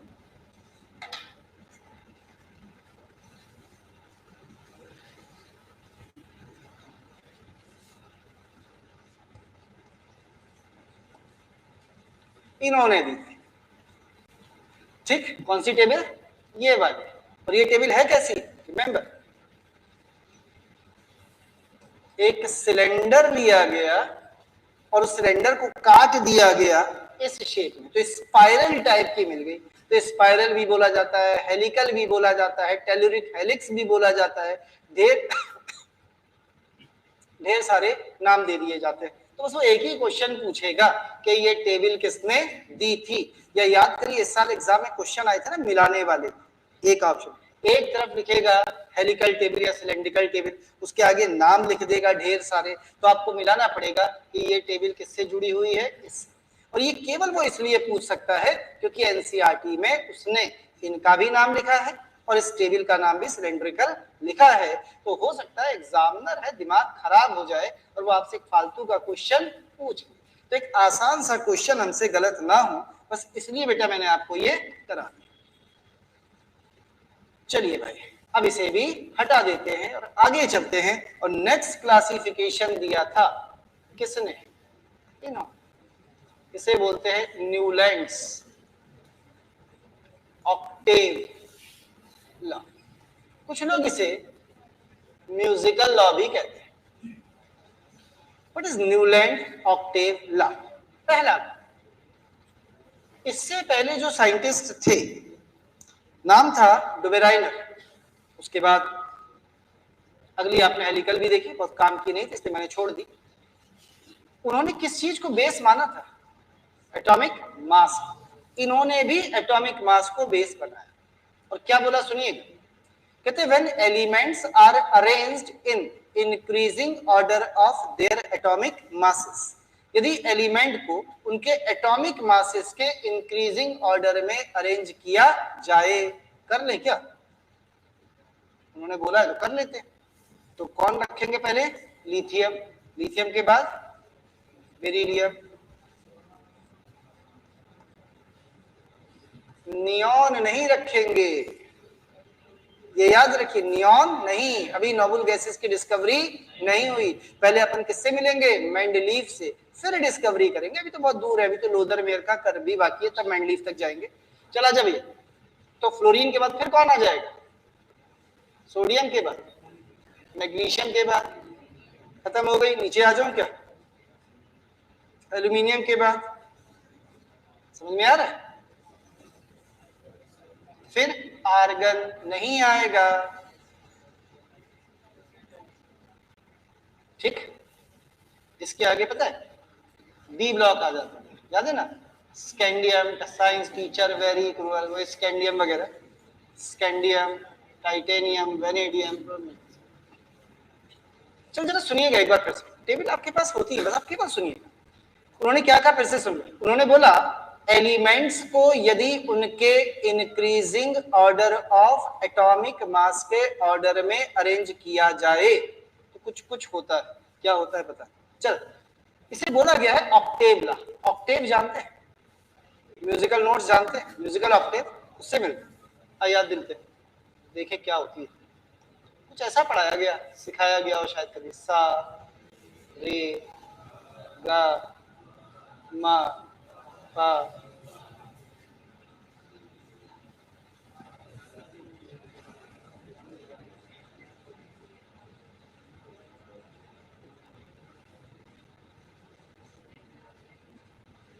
कितनी बार रिपीट होती है? 3 बार।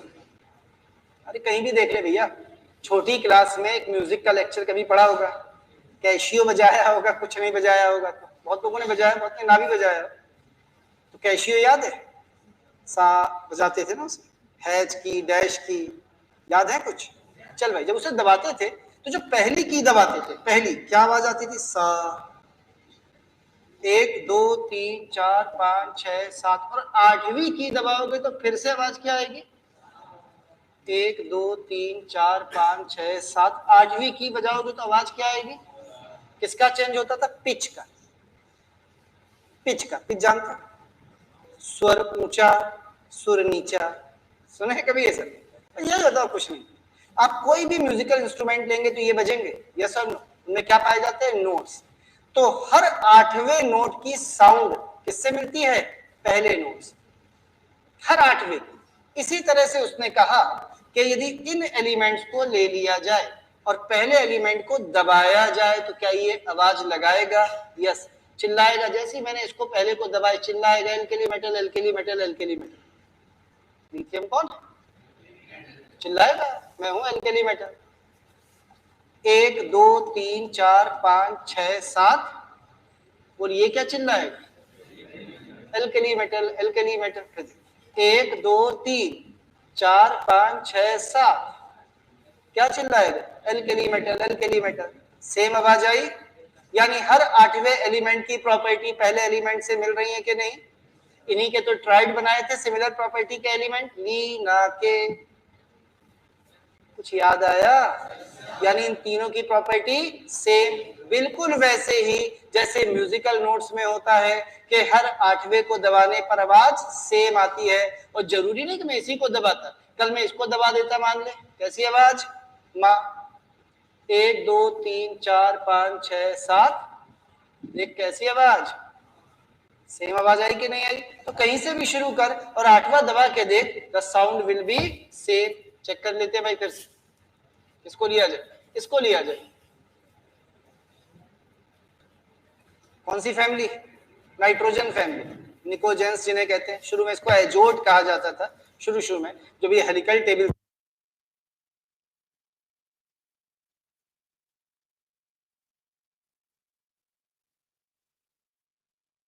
देती है उसे कहते हैं एजोट, और ये लाइफ देती होगी शायद नाइट्रोजन, इसलिए एजोट कहा गया। कैसे देती है बायोलॉजी वाले ज्यादा अच्छा सिखाएंगे। चल अपन तो इसे मानते हैं नाइट्रोजन फैमिली। तो इसे दबाया चिल्लाएगा नाइट्रोजन फैमिली। 1 2 3 4 5 6 7 8, क्या ये भी नाइट्रोजन फैमिली है? Yes sir. Nepal, Pakistan, Australia सब भिखारी महाचोर। कुछ याद आया? बोल भाई, क्लियर है क्या ये बात? इसी को कहते हैं न्यूलैंड ऑक्टेव। फिर से सुनिए क्या बोला। यदि एलिमेंट को उनके increasing order of atomic weight में अरेंज किया जाए तो हर 8वें एलिमेंट की प्रॉपर्टी पहले एलिमेंट से मिलती है, यही कहलाता है। अब ध्यान से सुनिए, क्या मैं इसे पीरियोडिक लॉ कह सकता हूं? What is periodic? कोई भी ऐसा फंक्शन, कोई भी ऐसी चीज जो एक निश्चित समय के बाद अपने को रिपीट करती है, दोहराती है, उसे क्या बोला जाता है? पीरियोडिक फंक्शन या पीरियोडिक चीज। कोई प्रॉपर्टी एक निश्चित समय के बाद अपने को दोहराएगी, क्या कहलाएगी? पीरियोडिक। और जितना समय उसे लगता है रिपीट होने में वो कहलाता था उसका टाइम पीरियड। फिजिक्स में पढ़ते थे ना पीरियोडिक मोशन। क्या कहानी कुछ समझ में आई? तो इसका मतलब ये कैसी है? पीरियोडिक। अभी टेबल्स बनाई नहीं गई, यदि इन्होंने टेबल बना दी होती तो इन्हीं की टेबल का नाम पीरियोडिक टेबल पड़ गया होता। वो बनाई किसने थी? Dmitri Mendeleev. अभी अपन वहां तक पहुंचे नहीं। क्या इतनी कहानी समझ में आई बेटा? कहते हैं लेकिन ये वैलिड होता है केवल कैल्शियम। क्यों? क्योंकि उसके बाद 10 एलिमेंट एक लाइन में आ जाते हैं डी ब्लॉक। अब जब 10 एलिमेंट डी ब्लॉक के आ गए तो इसका मतलब वो जो S और P ब्लॉक वाले थे वो 8वें नंबर पर रिपीट नहीं होंगे। तो अब 8वें एलिमेंट की प्रॉपर्टी पहले एलिमेंट की प्रॉपर्टी से मिलजुल नहीं पाएगी। तो ये वैलिड होता है केवल लाइटर एलिमेंट्स के लिए अप टू कैल्शियम। बाकी जैसे ही डी ब्लॉक एलिमेंट आने शुरू होते हैं ये Newland law of octave applicable नहीं रहता। तो इसे अपन कहां तक लगा सकते हैं? केवल कैल्शियम तक लगा सकते हैं बेटा। इसके बाद हम न्यूलैंड ऑक्टेव लॉ को अप्लाई नहीं कर सकते। क्या इतनी बात समझ में आई है बेटा? इसमें भी हमें कुछ खास लिखने की जरूरत तो नहीं है, लेकिन वो आपसे एक क्वेश्चन पूछ सकता है, बताइए कौन सा एलिमेंट ऑक्टेव लॉ को फॉलो करता है या नहीं करता। तो दिमाग में बिठा लीजिए केवल यहां तक के एलिमेंट ऑक्टेव लॉ को फॉलो करते हैं, इसके बाद के एलिमेंट ऑक्टेव लॉ को फॉलो नहीं करते। यानी ये वैलिड होता है अप टू एटॉमिक नंबर कितना? 20। उसके बाद बिल्कुल भी वैलिड नहीं। ये था न्यूलैंड का लॉ ऑफ ऑक्टेव। इसी को थोड़ा सा कॉपी कर लिया था, छाप लिया था डिमिट्री मेंडलीफ, लेकिन डिमिट्री मेंडलीफ के आने में अभी भी समय बाकी है। इसके बाद आए एक और साइंटिस्ट। अब सवाल उठता है ये फेल क्यों हुआ? तो ये तो मैंने आपको समझा ही दिया क्यों फेल हुआ, क्योंकि ये कैल्शियम तक लग रहा था, उसके बाद नहीं। तो एक नए साइंटिस्ट है, लोग आते गए अपने अपने नियम देते गए। अच्छा, केमिस्ट्री में ये भी बड़ी मुसीबत है, फिजिक्स में इतनी मुसीबतें नहीं है। फिजिक्स में लॉ ऑफ मोशन यदि पढ़ना है तो न्यूटन ने दिए, काम खत्म हो गया। उसमें फैराडे का या क्लार्क मैक्सवेल का कोई योगदान नहीं। अरे लॉ ऑफ मोशन फैराडे के पढ़े कभी? Faraday's first law of motion करिए। हाँ पढ़े, फैराडे के लॉ ऑफ मोशन पढ़े फिजिक्स में?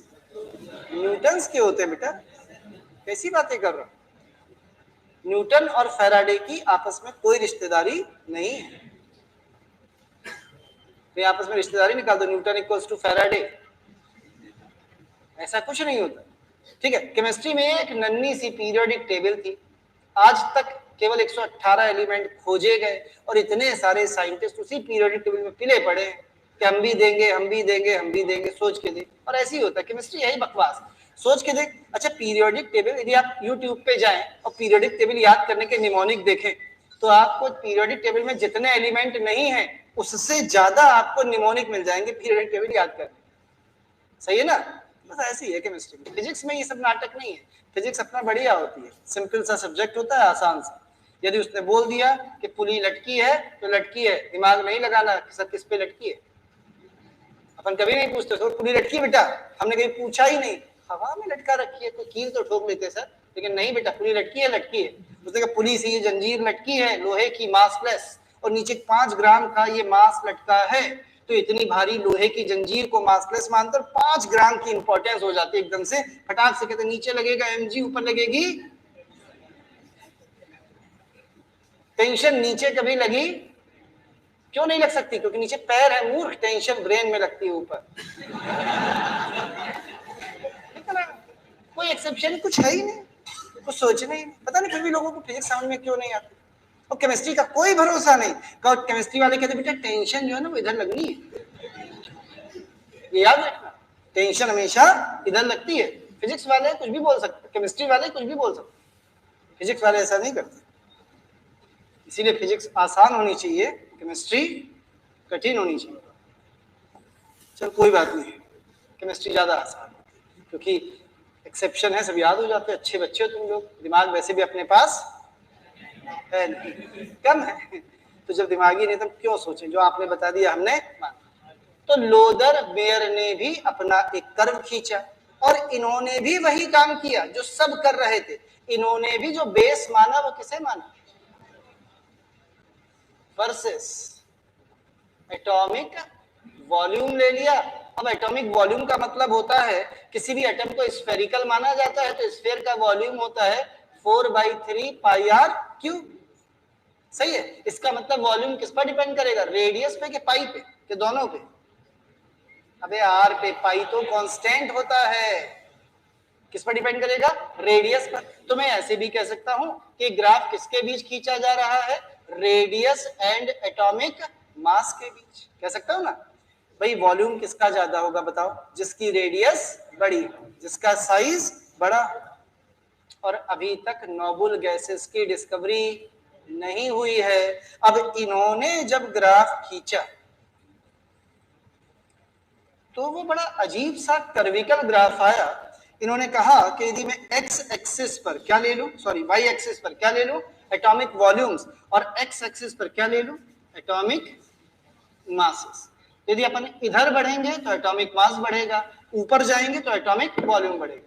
तो पता चला एक टेढ़ा मेढ़ा सा, चलो वाइट से खींच देता हूं, ऐसे करके एक टेढ़ा मेढ़ा सा कर्विकल ग्राफ नजर आया। अब इस ग्राफ में यदि आप ध्यान से देखें तो इसमें अजीब अजीब सी ढेर सारी चीजें हैं। ये क्या है इस ग्राफ का? पीक। ये भी क्या है? पीक। ये भी क्या है? पीक। पीक यानी चोटी, चोटी वाली नहीं, वो पहाड़ वाली चोटी, यानी तीन पहाड़ जैसे नजर आ रहा है। अच्छा दूर से देख, सामने से पहाड़ नंबर 1, पहाड़ नंबर 2, पहाड़ नंबर 3, ऐसी लगे ना। ये हर पहाड़ की चोटियां हैं, और ये चोटियों के बाद फिर कलर बदला जाए, कलर आ जाइए, ये हर पहाड़ का बॉटम है, नीचे कैसे बॉटम, सही है ना। अपन इधर जाएंगे एटॉमिक वेट बढ़ेगा, ऊपर की तरफ एटॉमिक, यानी यदि मैं पहला वाला पहाड़ देखूं तो ये पहले पहाड़ की चोटी यहां है, तो यहां पे कौन सा एलिमेंट होगा जिसका वॉल्यूम सबसे ज्यादा होगा, यानी जिसका साइज सबसे बड़ा होगा? आपको पता है पीरियोडिक टेबल में हर पीरियड में सबसे बड़ा एलिमेंट नोबल गैस होता है, तो नोबल गैस की डिस्कवरी हुई नहीं। दूसरे नंबर पर कौन होता है? एल्कली मेटल सबसे बड़ा होता है। इसका मतलब पहली पीक पर कौन आएगी? एल्कली मेटल लिथियम, सही है। तो दूसरी पीक पर भी कौन आएगा? एल्कली मेटल, कौन? सोडियम। तीसरी पीक पर कौन आएगा? एल्कली मेटल यानी पोटेशियम। कुछ समझ में आया? अब देखना कितना आसान है इसको समझना। थोड़ा सा आगे बढ़ते हैं, कलर बदलता हूं बस। लिथियम से नीचे उतरे इस पोजीशन में, कौन सी पोजीशन? Descending position. डिसेंडिंग समझते हैं? उतरती हुई पोजीशन, डिक्लाइन पोजीशन, ठीक। तो डिसेंडिंग पोजीशन पर लिथियम के बाद कौन आएगा? बेरिलियम, यानी एल्कलाइन अर्थ मेटल। लिथियम का तो यही आता है, तो इसका मतलब यहां पर भी जो ये पोजीशन उतर रही है कौन आएगी? मैग्नीशियम। यहां पर भी जो ये पोजीशन है कौन आएगी? कैल्शियम। यानी इस लोदर मेयर कर्व के पीक किसने ऑक्युपाई किए? एल्कली मेटल्स ने। डिसेंडिंग पोजीशन किसने ऑक्युपाई की? अब आ जाते हैं किन पोजीशंस पर बेटा? असेंडिंग पोजीशन पर। कलर एक बार फिर से बदलेंगे, चलो कौन सा ले, कौन सा ले? ग्रीन तो दिखेगा ही नहीं, ऑरेंज ले। चल देखना, अब बता, ये सोडियम है, सोडियम के पहले कौन आएगा? या ऐसे आ जाओ, ये बेरिलियम है, बेरिलियम के बाद बोरान, बोरान के बाद कार्बन, कार्बन के बाद नाइट्रोजन, नाइट्रोजन के बाद ऑक्सीजन के बाद फ्लोरीन, यानी यहां पर कौन आएगा? फ्लोरीन। यदि यहां फ्लोरीन है तो कौन सी पोजीशन है? असेंडिंग, चढ़ती हुई। तो यहां पर भी कौन होगा? Halogen fluorine. यानी असेंडिंग पोजीशन जो थी उन पर कौन आए? हेलोजन्स। अब सवाल उठता है सर ये बॉटम पर कौन आएगा? अभी तो बताया था कार्बन आएगा। इस बॉटम पर कौन आएगा? सिलिकॉन आएगा। इसी तरह से आप बॉटम देखना शुरू करिए, जब आप इसके बॉटम पर जाएंगे तो यहां पर जर्मेनियम नहीं आता, क्योंकि बीच के एलिमेंट बदल जाते हैं। यहां आते हैं ट्रांजिशन मेटल्स, आयरन, कोबाल्ट और निकेल। इसका मतलब हमें कितनी पोजीशन मिल रही है? 4। लोदर मेयर ने केवल 3 डिस्क्राइब की हैं, केवल 3। कौन कौन सी? Peaks, descending and ascending. और बॉटम्स के बारे में बात कौन कर रहा है? हम लोग। अब सुनना क्या कहते हैं। कहते हैं peaks are occupied by alkali metals, descending positions occupied by alkaline earth metals, ascending positions occupied by highly electronegative halogens, जबकि bottoms of curve are occupied by either transition elements or metalloids। अब मैं आपको बताता हूं कि bottom पे कौन आता है। क्या ये बॉटम इन दो एक्सट्रीम के बीच में? बोल भाई। तो इसका मतलब यहां वो एलिमेंट आएगा जो किसी भी पीरियड के बीचों बीच हो। जैसे फॉर एग्जाम्पल पहला पीरियड दिखा रहा हूं, lithium, beryllium, boron, carbon, nitrogen, oxygen and fluorine. काटे? और काटे, बीच में कौन बचा? तो ये देख दोनों के बीच में है, यस सर, देख रहे दोनों के बीच में, यहाँ लिथियम, ये फ्लोरीन, और ये इनके बिल्कुल बीचों बीच। कुछ समझ में आया? अब पीरियड तो हमें याद ही है, उनके समय में पीरियोडिक टेबल नहीं रही होगी, हमारे समय में तो अवेलेबल है। तो लीजिए ऐसे पता चलता है कि कौन से एलिमेंट आएंगे बॉटम्स पर। लेकिन मुझे इससे सीखना नहीं था, मैं सीधे सीधे बोलता हूं बेटा कि आपको याद रखना है किस पोजीशन पर कौन सा एलिमेंट प्रेजेंट है। तो जो हमें याद रखना है, आइए उसे याद रखने के लिए लिख लेते हैं। तो अपने को क्या याद रखना है? सबसे पहले पीक्स, पीक समझ गए, टॉप पोजीशन कौन ऑक्युपाई कर रहा है? AM पूरा लिख देता हूं, कौन ऑक्युपाई कर रहा है? आप इसे बनाइए, क्योंकि मैं सारे लिख देता हूं, पूरे मेटल ही लिख दूंगा, या तो इसे छोटा कर दूं, दिखेगा? पीछे वाले बाल को दिखेगा? फिर बना ऐसे ही बना दे बस, फिर लिख देता हूं।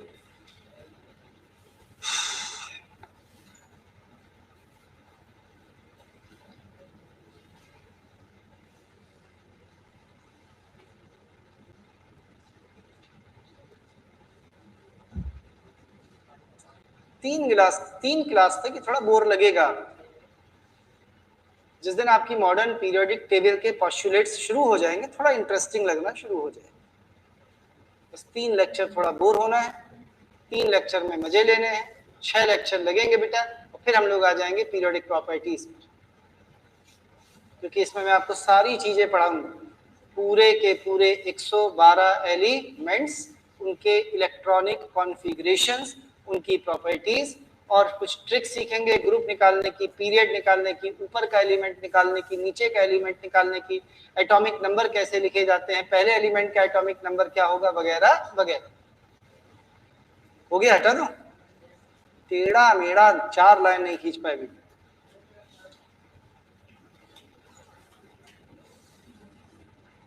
यानी जब तक नोबल गैस, देखो किसी चीज को ऐसे मत समझो कि बस खींच दिया, ऐसे समझो जब तक नोबल गैस की डिस्कवरी नहीं हुई, सबसे बड़े साइज के कौन? समझ में आया ना? इनके साइज कैसे हैं? देखो सबसे टॉप बड़े साइज है, यानी एल्कली मेटल्स, ऐसे इनको याद रखिए। हटा दूं अब? चल भाई, तो मैंने क्या बोला पोजीशंस के बाद? मैंने बोली सबसे पहली पोजीशन कौन सी? ऑक्युपाइड बाई, किसने ऑक्युपाई की है? Alkali metals. बोल भाई कैसी हैं? इनका एटॉमिक वॉल्यूम या साइज सबसे बड़ा, मेटल है, इलेक्ट्रो पॉजिटिव होंगी कि इलेक्ट्रोनेगेटिव?